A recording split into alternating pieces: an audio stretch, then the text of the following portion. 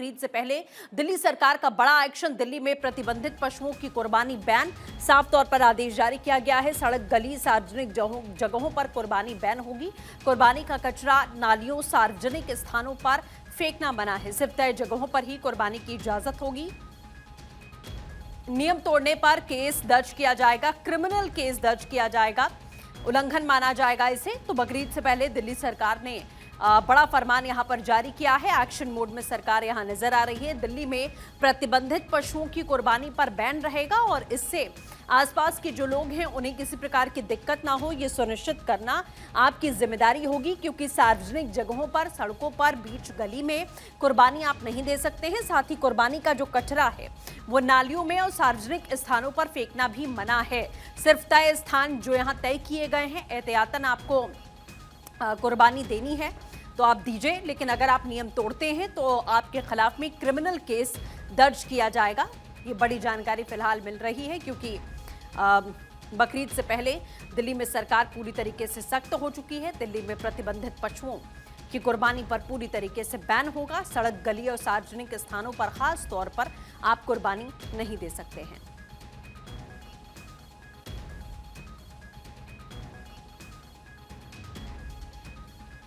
तो इस वक्त ये बड़ी जानकारी आपको हम लगातार दे रहे हैं। दिल्ली सरकार की तरफ से कई बड़े फैसले, कई बड़े फरमान यहां पर दिए गए हैं। अक्षय राय सहयोगी हमारे साथ में जुड़ चुके हैं। अक्षय, बकरीद बहुत नजदीक है, उसे लेकर दिल्ली सरकार की तरफ से ये फरमान यहां साफ तौर पर जारी किया गया है। एक्शन में सरकार दिख रही है कि चाहे वो सार्वजनिक जगह हो या फिर कुर्बानी का जो कचरा है उससे किसी और लोगों को दिक्कत ना हो, कोई आहत ना हो, किसी की भावनाओं को ठेस ना पहुंचे। ये नियम यहाँ पर बनाए गए जिसका पालन सबको करना होगा। अक्षय,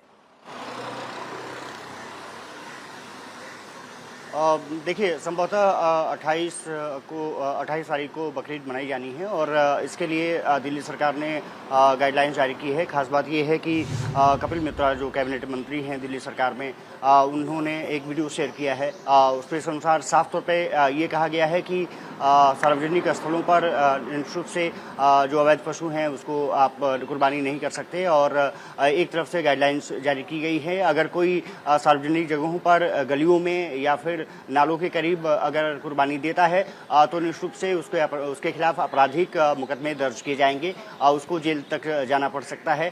साफ सफाई की व्यवस्था रखनी होगी और सबसे बड़ी बात यह कि सार्वजनिक स्थल को से दूरी बनाने की बात कही गई है। हालांकि बकरों की कुर्बानी पर कोई ऐसा प्रतिबंध नहीं है, लेकिन अवैध पशुओं की कुर्बानी पर इस तरफ से साफ गाइडलाइंस है और दिल्ली सरकार चाहती है कि जो सार्वजनिक स्थल हैं वो पूरी तरह से सुरक्षित और स्वच्छ रहें, क्योंकि अधिकतर देखने में आता है कि नलियों में और खास करके गलियों में कूड़ा करकट इस तरह से व्यतीत हो जाता है, मांस के टुकड़े दिखाई देते हैं, उससे निश्चित रूप से लोगों की भावनाएं आहत होती हैं। ये सरकार का मानना है और इसलिए तमाम गाइडलाइंस दिल्ली वासियों को रखे गए हैं और साफ तौर पर है कि अगर कोई इस तरह से अवैध कुर्बानी करते हुए पाया गया या दिखा, पुलिस में अगर कंप्लेन हुई तो उसके खिलाफ न सिर्फ मुकदमे दर्ज होंगे बल्कि उसके खिलाफ आपराधिक कार्रवाई की जा सकती है। ऐसी गाइडलाइंस में दी गई है। एक तरफ से स्वच्छता अभियान को भी बढ़ावा देने की बात है, दूसरी तरफ ईद और बकरीद सही तरीके से ठीक है अक्षय, जैसा आप कह रहे हैं कि यहाँ स्वच्छता बनाए रखना, किसी की भावनाओं को ठेस ना पहुंचे, ये सुनिश्चित करना जिम्मेदारी सभी की है। आप बने रहिए हमारे साथ में, हम फिर से आपका रुख करेंगे।